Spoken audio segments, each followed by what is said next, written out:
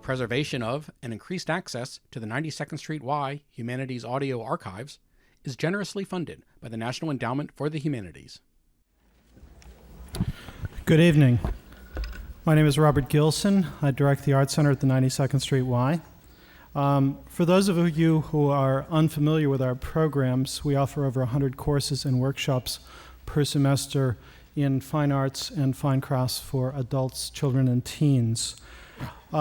This lecture is presented by the Center for Adult Life and Learning here at the Y, and other upcoming programs in the series include tomorrow evening, and this is quite an extraordinary title, The Great American Experiment Continues, Diversity and Tolerance in American Life, and that's moderated by Rabbi Mark Schneier, with panelists Betty Bow-Lord, Stanley Crouch, and Herman Badilio. Next week on April 16th, Susan Sontag will have a conversation with Vanity Fair senior editor Robert Walsh. For information about these programs and all the programs here at the Y, I'd like to refer you to the whole Y catalog available in the lobby when you leave. Our program this evening with artist William Wegman marks the third in this year's Artist Vision series. The next lecture in this series will be on April 21st with artist Terry Winters, and will be followed by Tina Barney on May 11th, and I hope you'll join us for those other two lectures. Our moderator this evening is, as always, Nan Rosenthal. She's asked me to be brief, so that's all I'm going to tell you this evening. And the format for the program, and for those of you who have heard this over and over, please forgive me, will be as follows. Nan Rosenthal will introduce William Wegman. Mr. Wegman will then give a slide presentation about his work and ideas. At the end of the lecture, there will be a brief pause while the stage is reset up. Then Mr. Wegman will be joined on stage by Nan Rosenthal for an informal discussion. The discussion will be followed by a question and answer period of questions from the audience that Nan Rosenthal will select and present to Mr. Wegman. And if you have any questions, please write them on the index cards you received from the ushers upon entering. This evening should certainly offer some fertile opportunities for questions, and so we look forward to your most creative suggestions. And the ushers will collect cards at the end of the slide presentation. So the other thing that we ask is that you please write legibly. Those of you who are adept at cuneiform or whatever, we really need your cooperation. It's hard to read them up here. So thank you for coming, and please help me to welcome Nan Rosenthal, who will introduce William Wegman.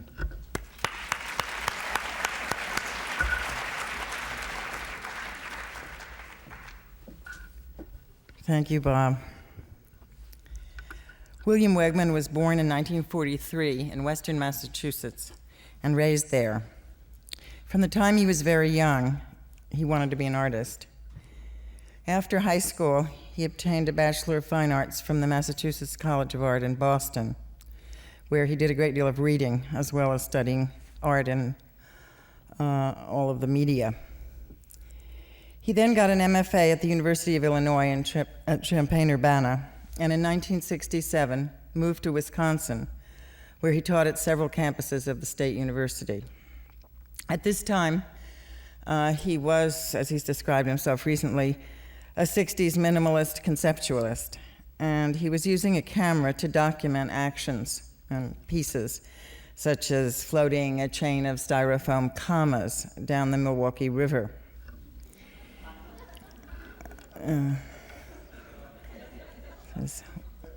As I believe he will explain to us, in an epiphanic moment, he began to use photographs as the works of art themselves, not just for the purpose of documenting an action.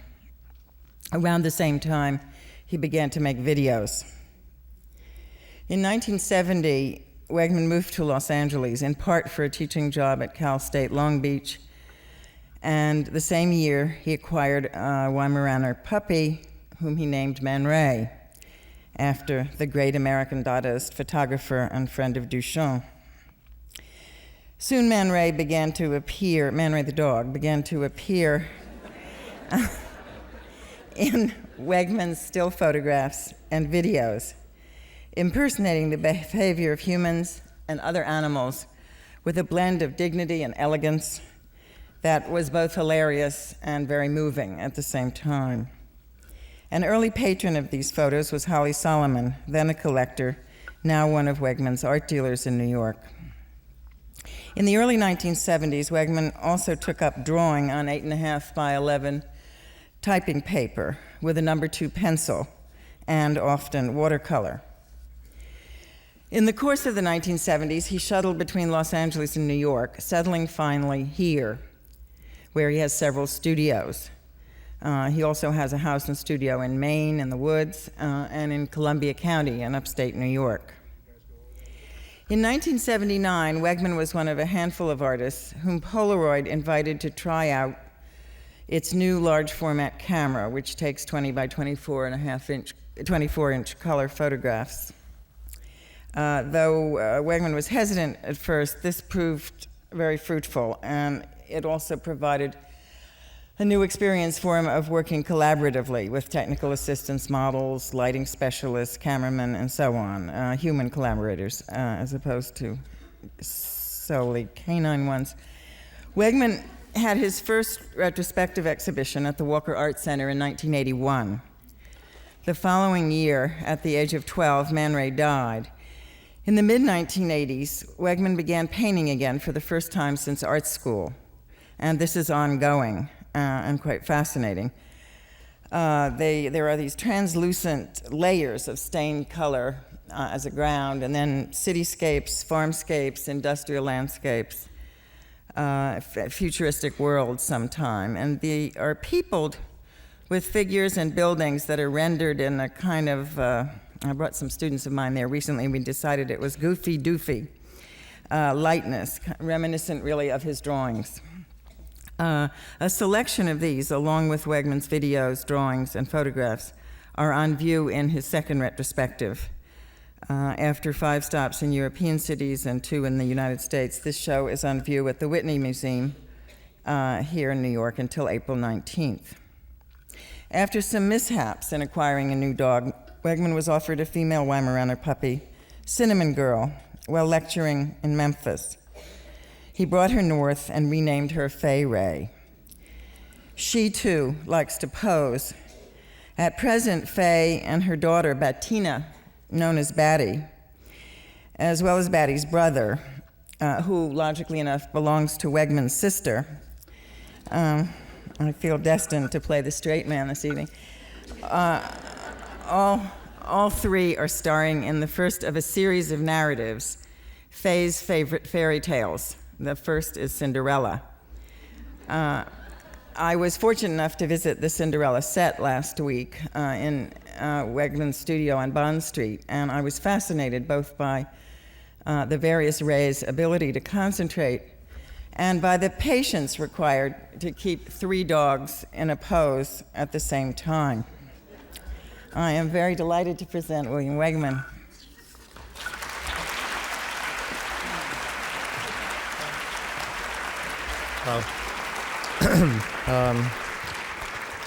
This is the slide part of the talk, and the slides will appear on this screen, so if you focus your attention there while I talk, you'll be able to... Nan has said almost everything that I really want to say about my early life. You can read about the rest of me in so many different magazines, it's not funny, including New York Magazine. Let's see, I want to start with a slide, which should come up soon, again over here. I don't know how to work these things. I have a machine that's called Amy here. Oh, it's broken already. Okay. Just meditate for a while. There we go. Ooh, there it is. Worth waiting for.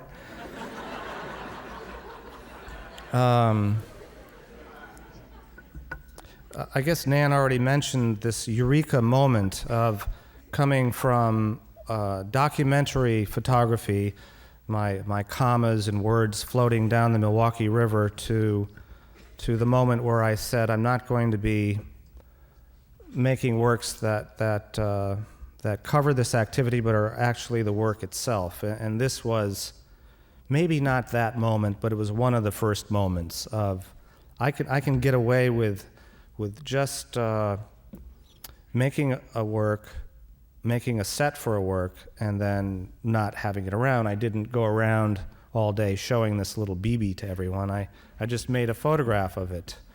And all of the photographs at that time, this looks really big, I know, but it's really 11 by 14. And my ideas about scale were that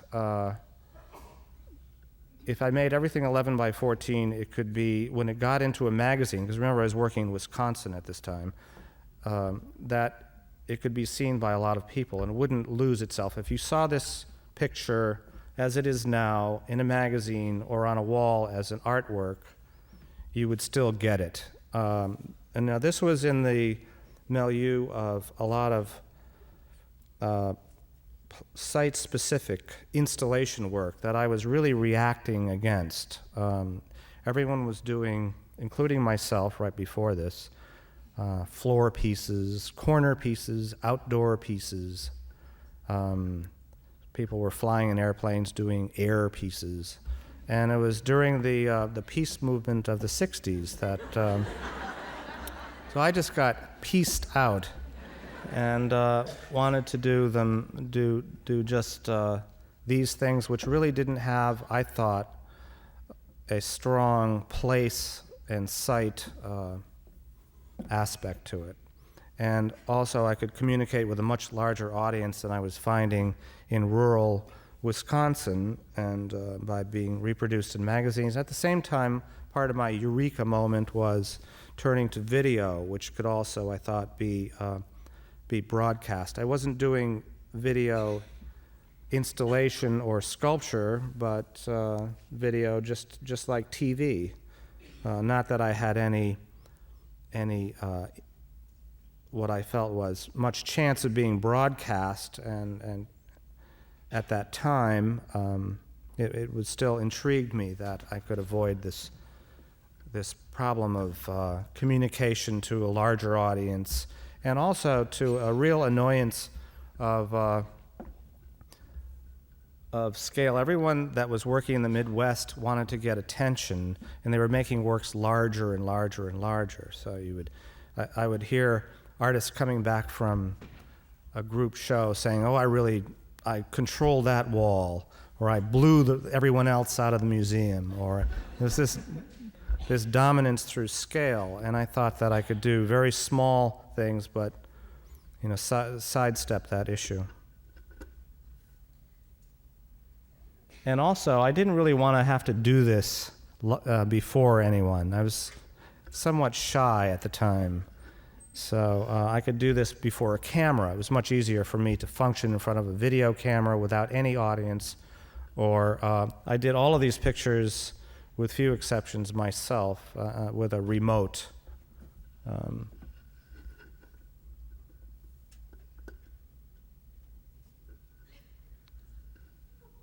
This, I suppose, in a way, this looks more documentary, or it could be a photo of a sculpture called the Barcelona Chair, but I guess it's in this talk because it shows my interest in language and chairs and Barcelona, which is an important place this year, so it's relevant to show now.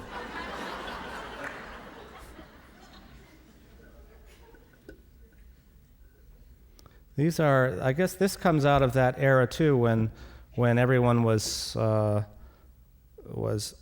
at least thinking about bombs, being the weathermen and SDS and so forth, from that era. So this was elements of a bomb.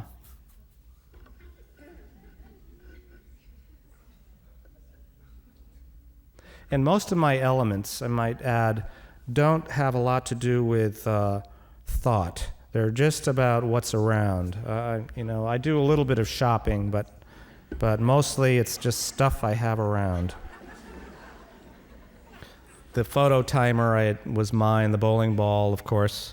Anyone who knows me knows that I always have a bowling ball with me, and Here we go. And also interested in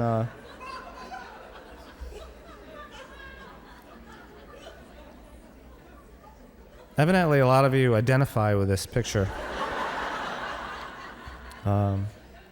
Stuff around the house. Something else. This is interesting because some of my work is funny and some of it isn't really funny. This is probably a more, in terms of 60s conceptualism, this is a better work than this one, which is, this is funny and this one is less funny but more right, formally, I think, and fits that period better.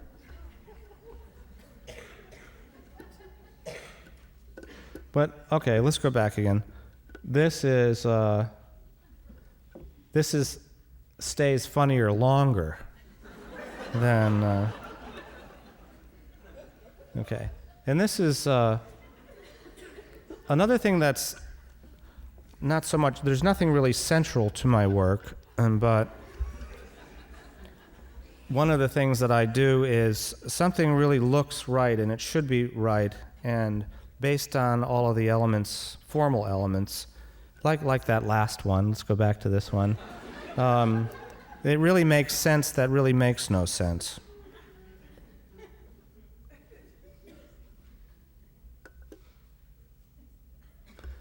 Ooh, let's see, this is such a dirty slide. It says advice, and you see me with sitting at this booth with pieces of paper. Then it says lemonade, and I'm making paper cups. Then it says toy hats, and they look like little bishop's hats. And then it says closed. So it's relevant today in terms of the recession, but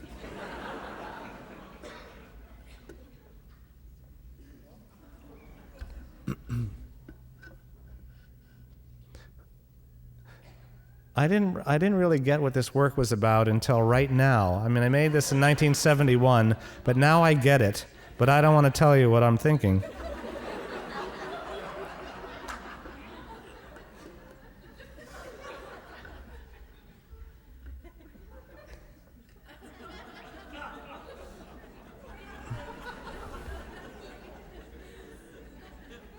I discovered that I could say to my dog Man Ray, "Did you do that?" And no matter what, he would say, "Yes, I did that." And that I'm really sorry that I did it.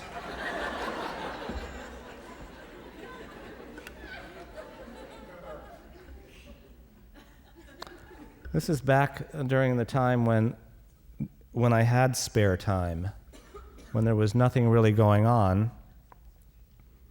and there was nothing to do, so I made a work about that. What's on the agenda? Nothing.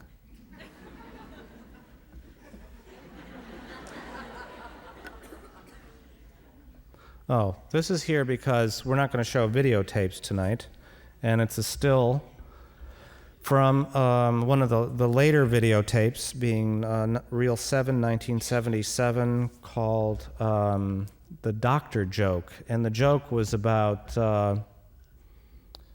let's see, something like, I'm a female patient, and I'm not having any fun in life. What should I do? And the doctor said, just have a ball. Get it? And the dog was supposed to get it, but he doesn't get it because he doesn't want to violate my space there. So he just looks at me, not getting it, and he never gets the joke. And this is one where I'm trying to teach him how to smoke, and I'm telling him just to take the cigarette and try it, and he says no. And I say, "How do you know? If you haven't tried it, it might be good." And he actually says no, like that. So he tries to smoke, but he doesn't. It's a good dog. And Yeah, now I'm starting to get into trouble with cuteness. I can hear that here.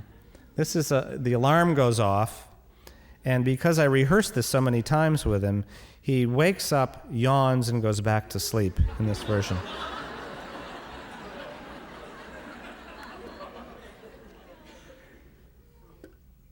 And this is a sequence.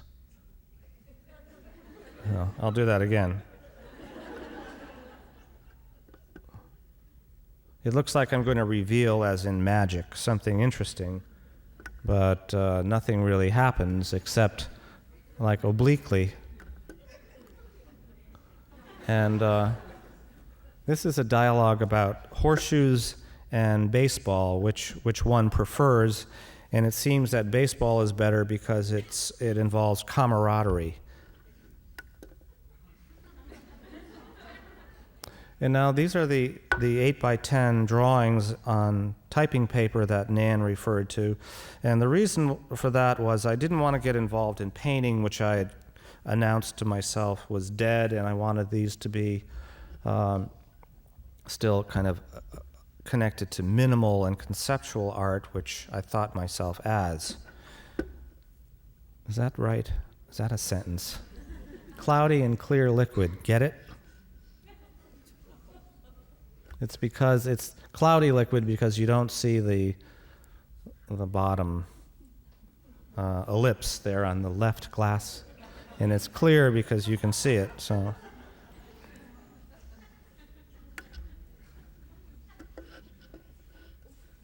and this is rivers and buckets. So Amazon is the largest, and it gets the biggest bucket, and the Hudson is down there. I don't know what the smallest one is anymore. Yeah. Oops. Yeah. Double profile.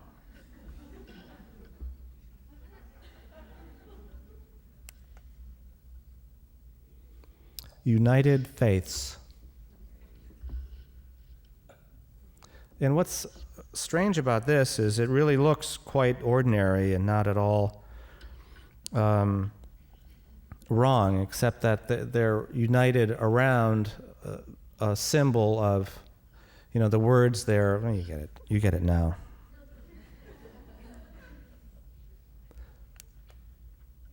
A lot of times my work I think it's really clear, because that's what I wanted it to be. I wanted it not to be just interesting or a nice shape or any of those subjective things. I wanted you to really, back then, I don't care anymore, but then I wanted it to be gettable.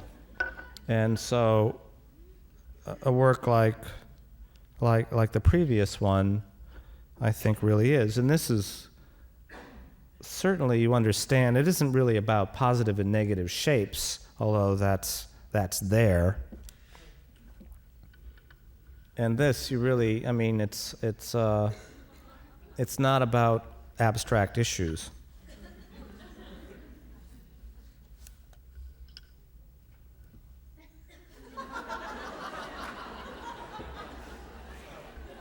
There are a lot of other allusions, I suppose, to futurism, as well as,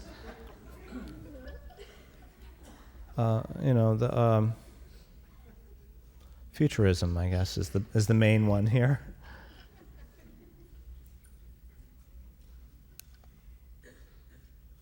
And this is a really good introductory drawing, I think, and it's how I feel most of the time.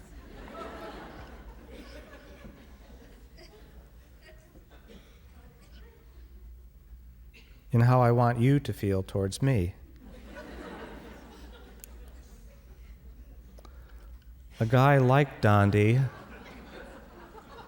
but I didn't want to be sued for plagiarism, so the disclaimer is it's not Dondi. I'm not trying to appropriate Dondi.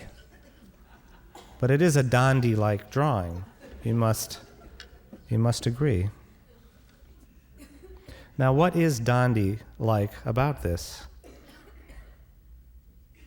Perhaps that could be the discussion later.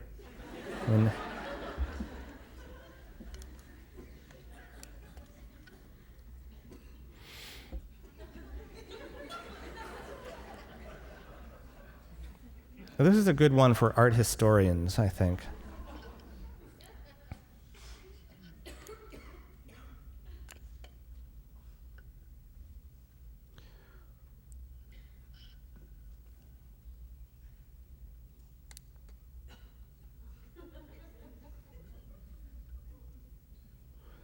Notice this.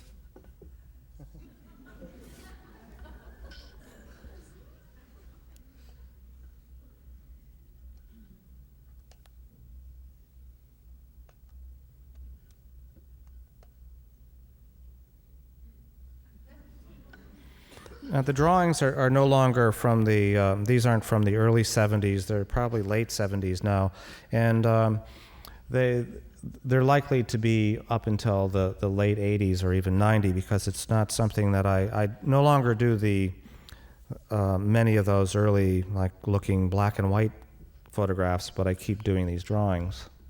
And I'm not really sticking to that type of pencil anymore. This is what happened to those photographs. They got painted on, and I call these works altered photographs.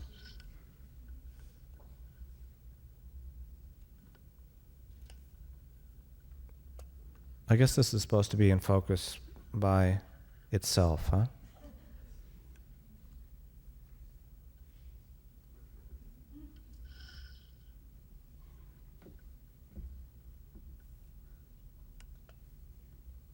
Now, this is a period in my work which is starting to not be quite so clear what's going on, and quite really not all that friendly either.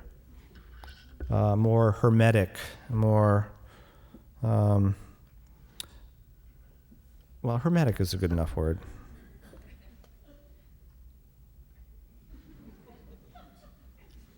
It's not cheerful, really.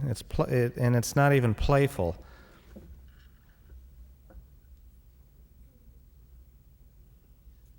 Well, it doesn't involve much whimsy, but it involves a sort of lack of cheer. I'm depressing myself, and for no reason. This is whimsical. This is really funny. This is fun to do. And now we're back to something whimsical here. I painted little boots on this fellow. It says, "Don't walk, shoe repair." And I don't know why I took this picture, but I think it had to do with me getting a grant and getting a Hasselblad. And I used to use a twin lens camera, which took much longer to set up, and I was much more careful about composition and what I photographed. And the Hasselblad was sexy, was fun to use, so I took a lot of pictures with it. This asked the question, what is Softex, a kind of tissue? And this might have to do with fading memory loss.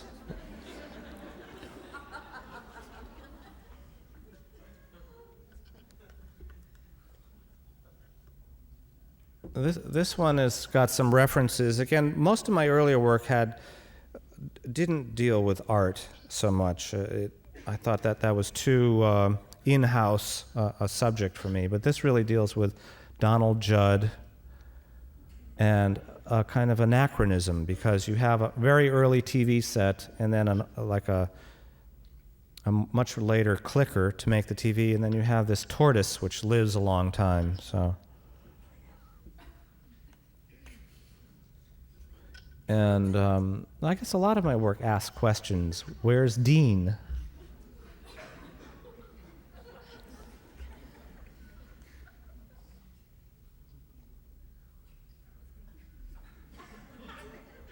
Back to some sort of whimsy here. You know, humor in art was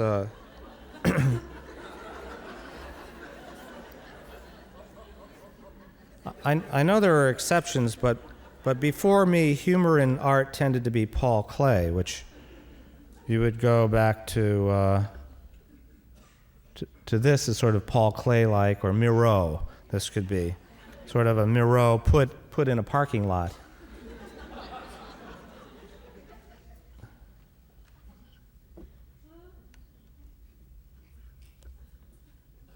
And I'm starting to involve myself in controversy now, too.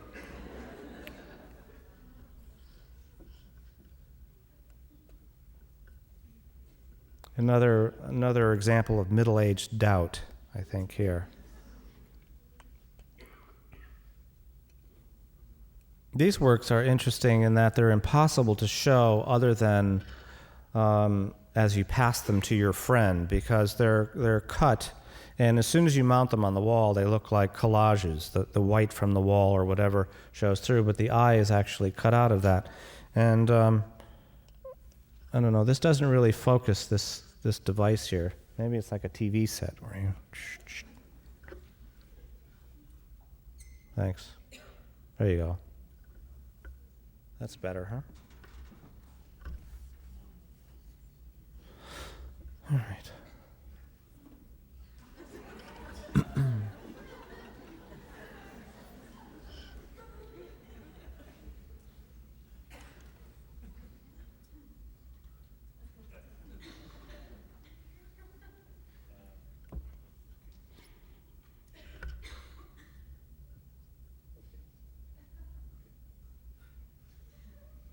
If you look at this picture while you're eating beef stew, it might help.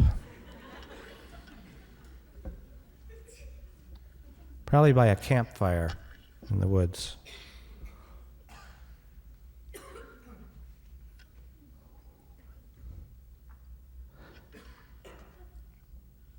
Okay, and this is boy, this is the wrong slide tray. No wonder this talk is going downhill here. Bring me the head of Big Boy.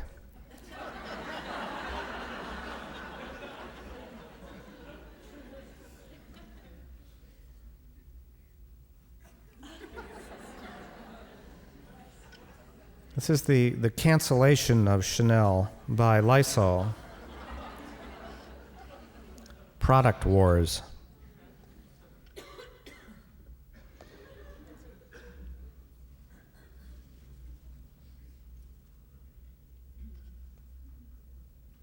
And foster parents.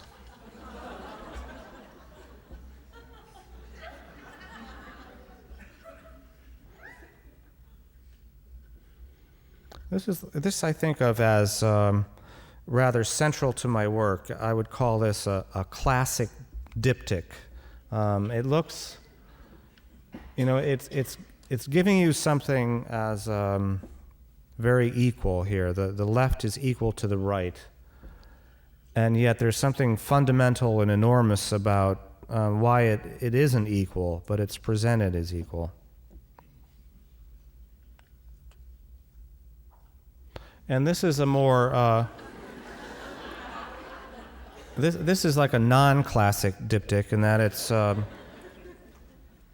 an advance in time. It's like before and after. It's another type of thing, but we'll go back to the other one, which is much more bound within itself. The left and the right are equal but not equal, just because you have to realize, but you don't really care, that this shot took much longer to prepare than that one.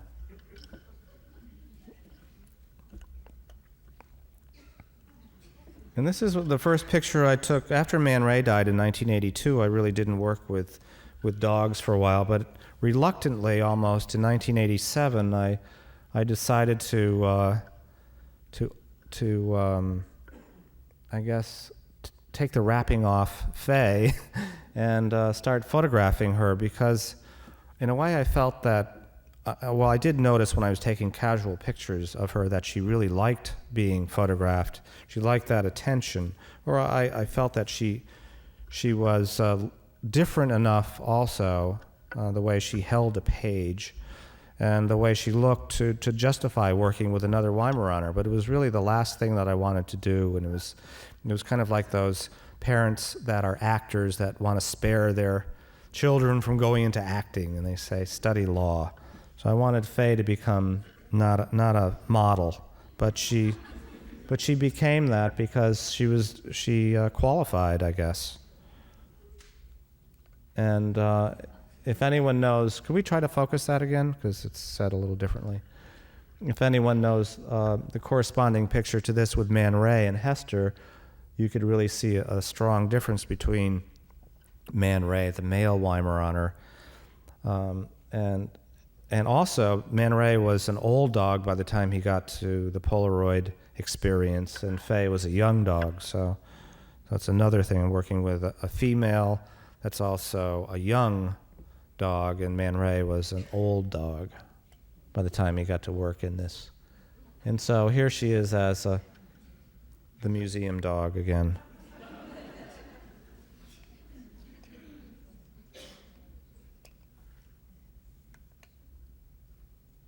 And then she had a puppy. And the puppy's name was Bettina, and I started to photograph her. And she would really watch her mother pose and work, and when she had her chance, she did very well. This is her and her mother doing what they do. Oh yeah, I show this because this was the last painting I did in 1966 in graduate school, when I guess painting was really not the thing to be doing then. So I didn't do them anymore. But then I wanted to paint again, and so this is one of the first paintings I did 19 years later. And I guess in a way I picked up a bit from my drawings, but I soon felt that they shouldn't really be just large colored drawings. And the next few slides will show this kind of searching for a reason to paint, given that there is an inner need that I had to do that. A double-barreled painting.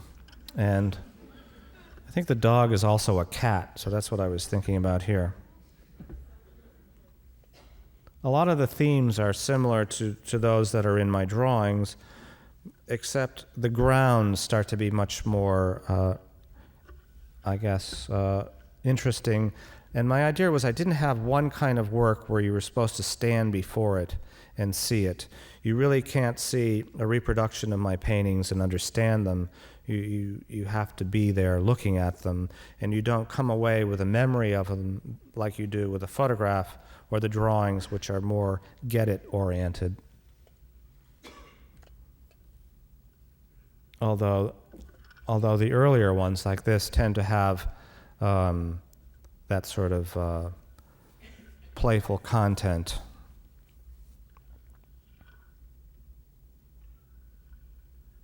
This is a reference to Monet, Mondrian, and other MO people. Maybe de Chirico's got his little hoop and he's behind the building doing something with a hoop. Various things on fire.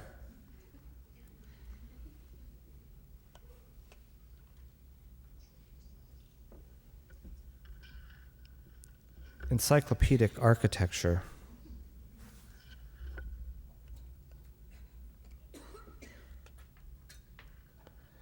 And to me, this is it's like Impressionism, or Post-Impressionism, but it's like way Post-Impressionism. But instead of like with Impressionism, it reveals, this really disguises the subject. It's a rowboat coming upon a sunken ship. And it's a very clear painting that makes no sense, that's somewhat disguised by the blue. Past and Futurama, where you have this New England village and a European, the past, and then the future, which is also very dated in about 1955. Like a nouveau dinosaur. A lot of my paintings have to do with dating, I suppose, and when it looks like it refers to what era, and it tends to get combined. This combines like cave painting references to animals with cartoon images from the 50s to to rather conventional naturalistic ones. So it really compiles in an encyclopedic way representation. And this is almost like a computer-generated amateur watercolor painting, but it's painted in oils. And I started in the lower right-hand corner with a painting that was willed to me by an amateur painter, like a Rockport, Gloucester, Massachusetts painter, of the little boat on the harbor. And then I just kept going with what I thought the rest of the scene might look like.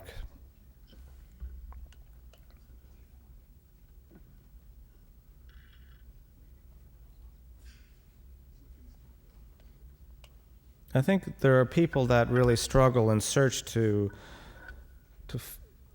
find what my painting has to do with photography, and it really has nothing to do with it, and that's why I do it.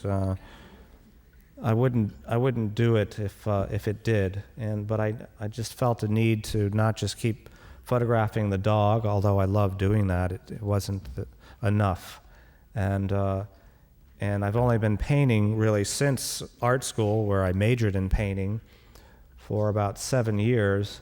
But I went to art school because I like to draw and paint, not because I like to make videotapes and photographs. And so when I paint, I feel more like me than when I take a picture, which is interesting to me.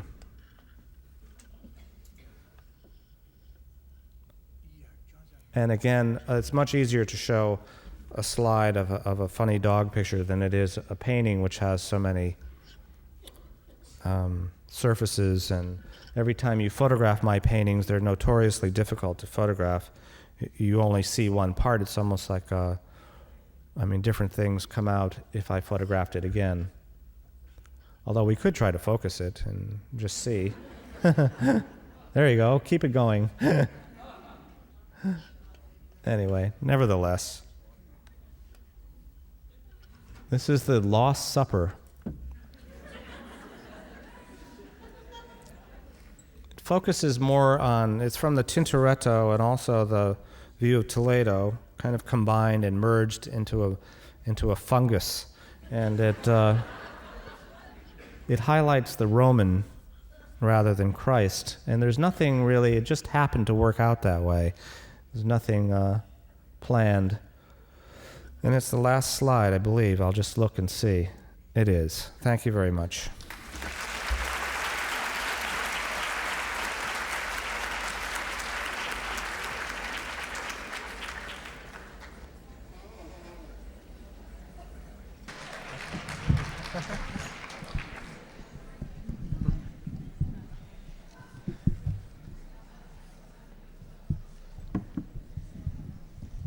Bill, I'm afraid I have a couple of dog questions to get out of the way, if that's all right. Okay.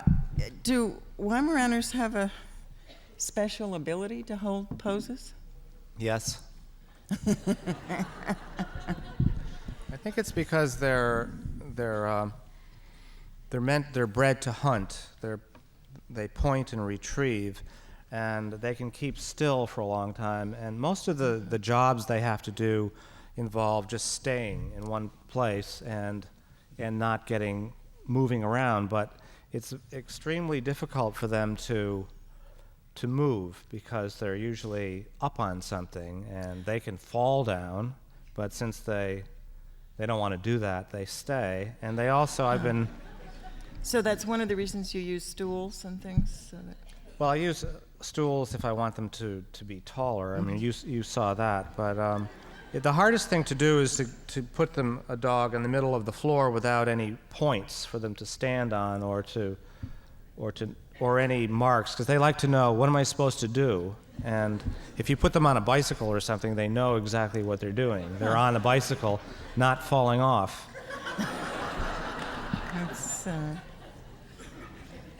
But also, they've been photographed so much, they know that there's lights involved. When the light goes off and we say, good dog, that it's done, and then they run off and they go to their couch and hang out until it's time for the next picture.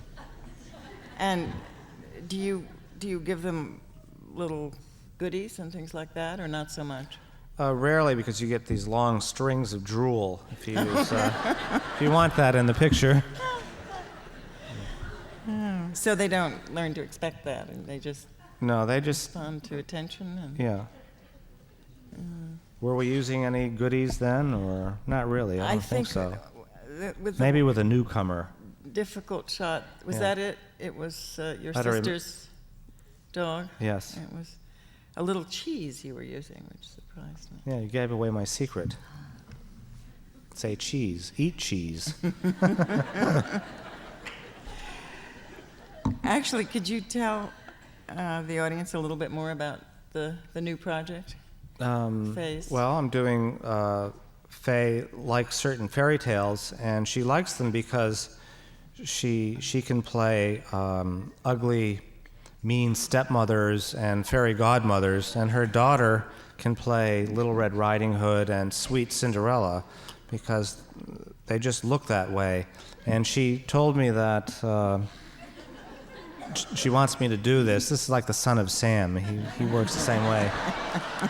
She wanted me to finish it in a couple of years because she didn't want to play the grandmother role.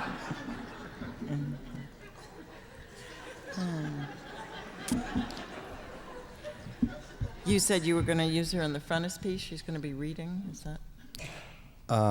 Probably. You know, it's not done yet. Yeah. Just a completely different question.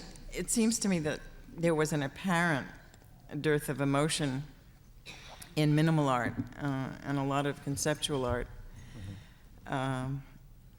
though the absolute absence of emotion in minimal art was in its own way moving. Did you use the dogs partly? Are they a way to bring emotion back into art, while at the same time sustaining a sense of irony? Well, they might do that, but I was I was really adverse also to autobiographical and self-indulgent performance art of the early 70s and late 60s. That I thought that using the self, which I was doing in video and photographs, needed some diffraction, some buffering. And when I used the dog, or at least something else than myself, it took the edge off that. And I wasn't very interested in emotion then, and maybe I am interested in the dogs expressing emotion now, but it's a fake emotion. I mean, you interpret and you construct the emotion that a dog in an anthropomorphic way has, which they don't really have. I mean, they're not really saying those things. It's us that are trying to get to read them that way. Sure. Do you think are there special problems, and if there are, would you talk about them, is inherent in the fact that your work addresses such a wide range of audience? I mean, you're addressing sophisticated art audience at the same time. That the work's understood by a wide popular audience. That just sort of happened gradually, I think.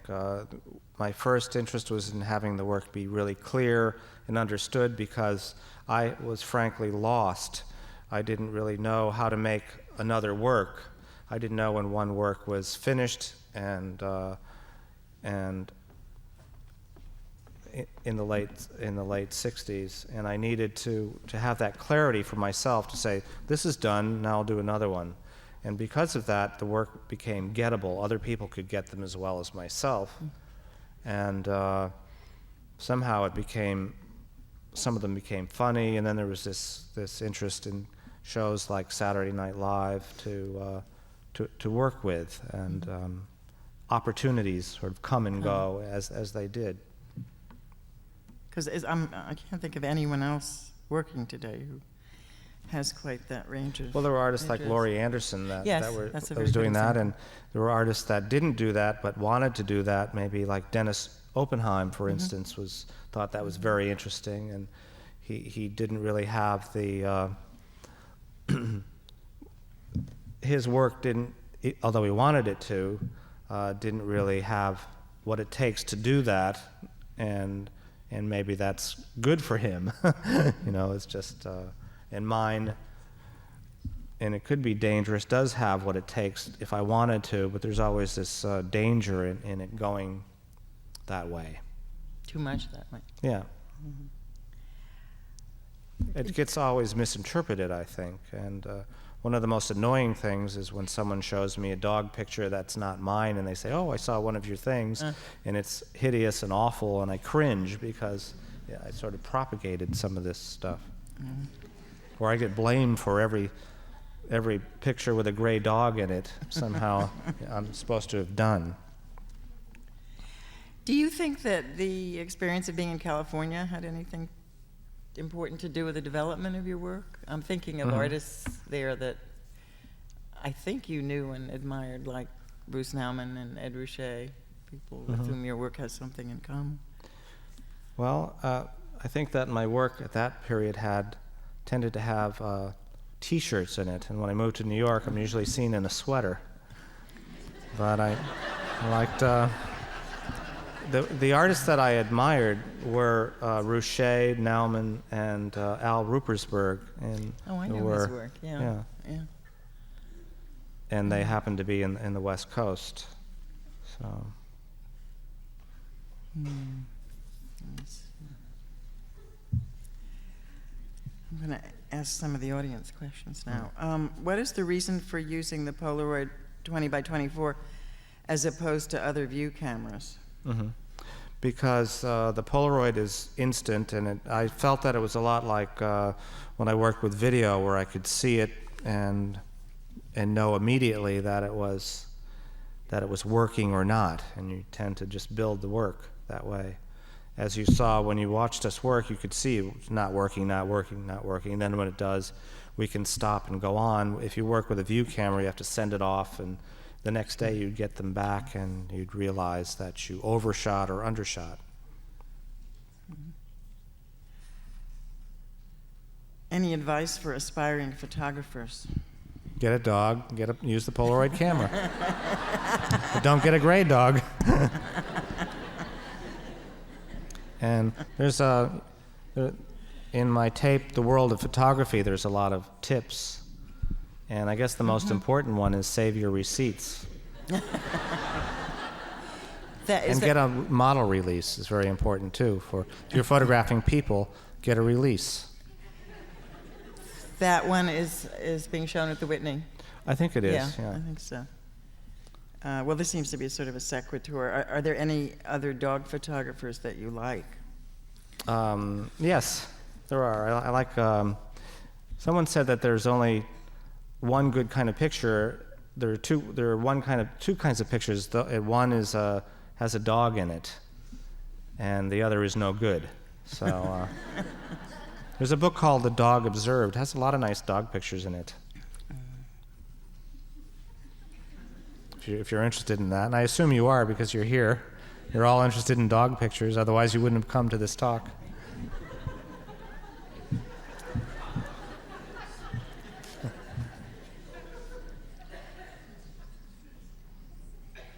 What contemporary work or artists do you like? I assume that means in addition to the ones we've been discussing. Bryce Marden.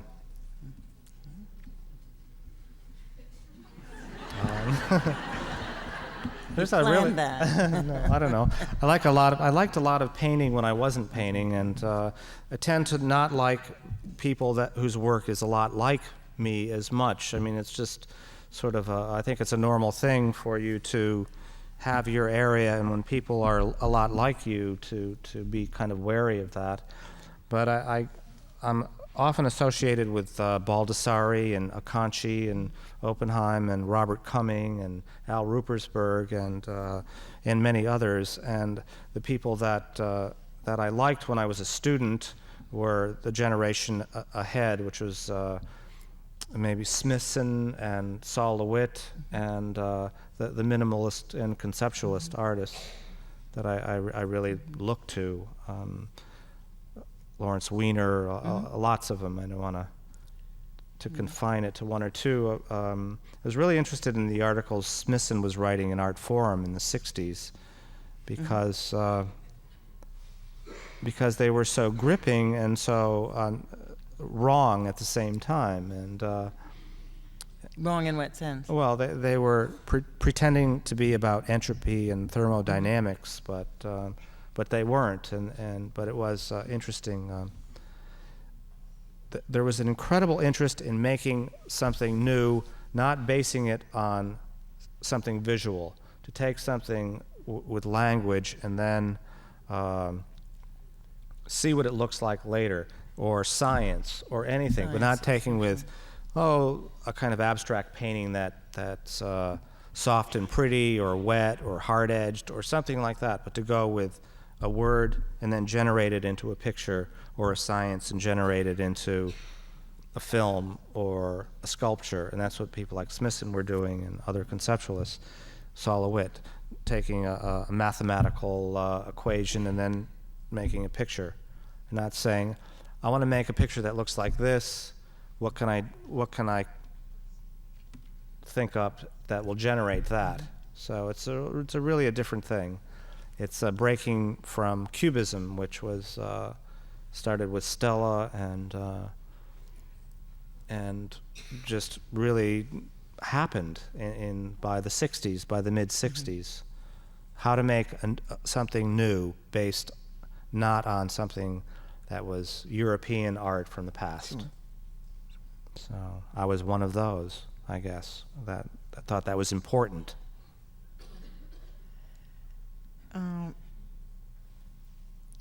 This one says, hate to ask such a technical question, but how to lay down the background colors in your paintings?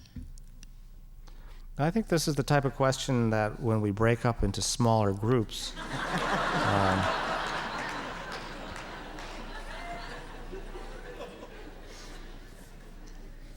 see me after class.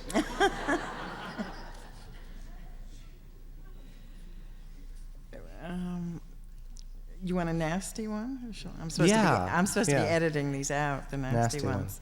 This is a nasty one. It says, Bill. I know that person's handwriting. It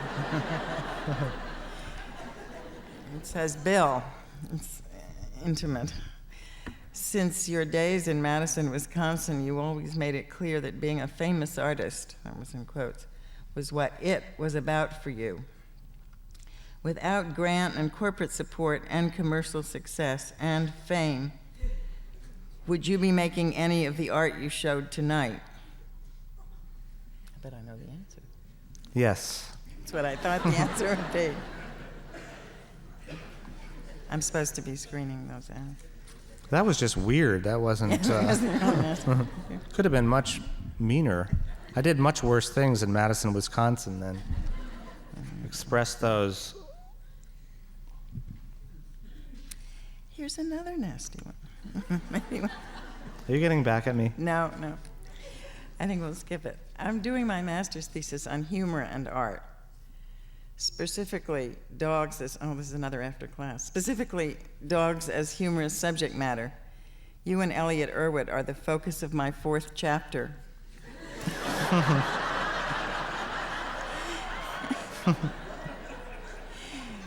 Is it possible to speak with you directly? Thanks. And then there's an asterisk which says this isn't a joke. Sure. I'll give you this one.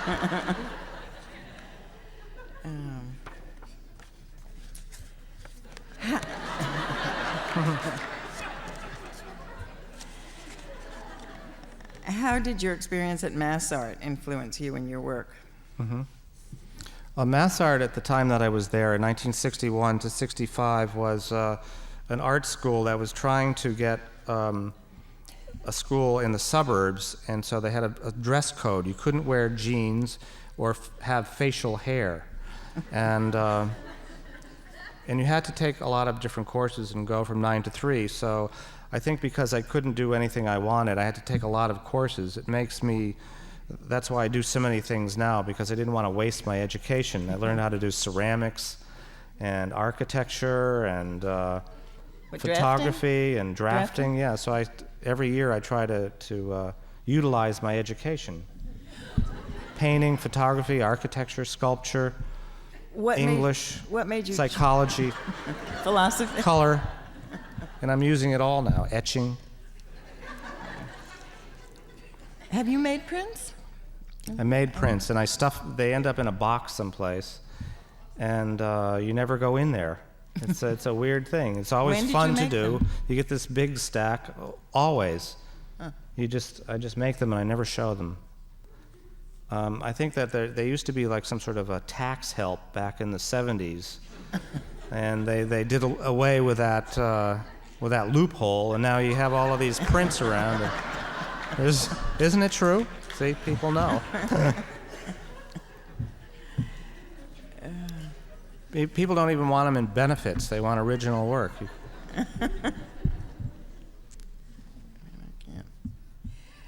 And I'm going to be up in Ithaca at Cornell working on prints this month. Oh, you are working on prints there? Yes. Etchings? Yes. Lithographs? Uh-huh. Want to see my etchings? Sure. Will you show them? No.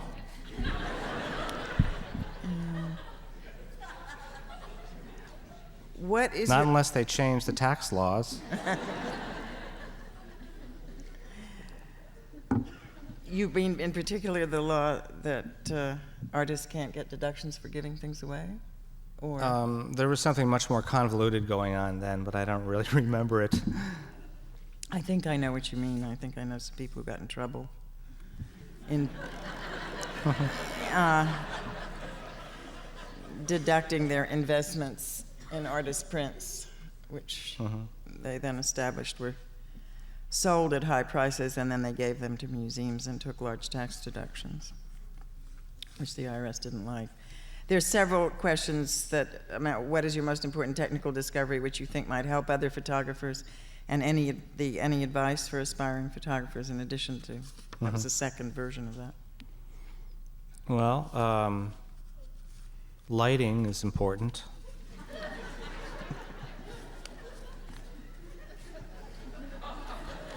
Do you want to amplify that? No.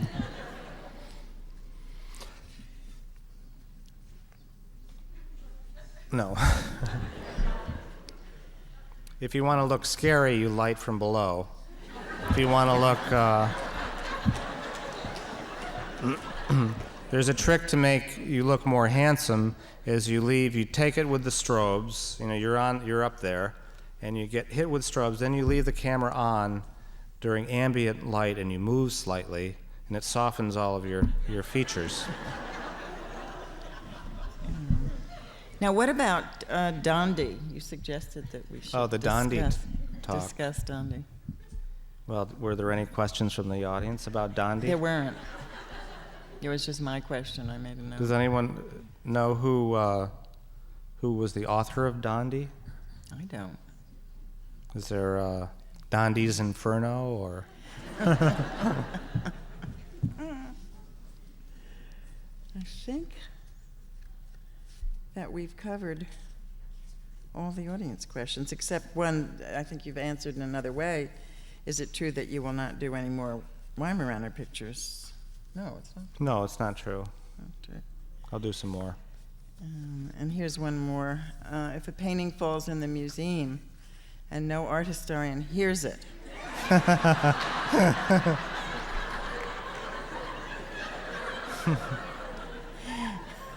is it art?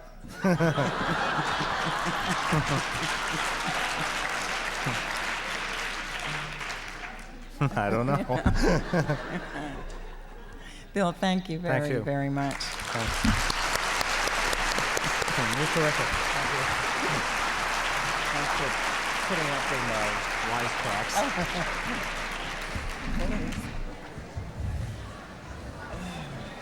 Thanks for listening.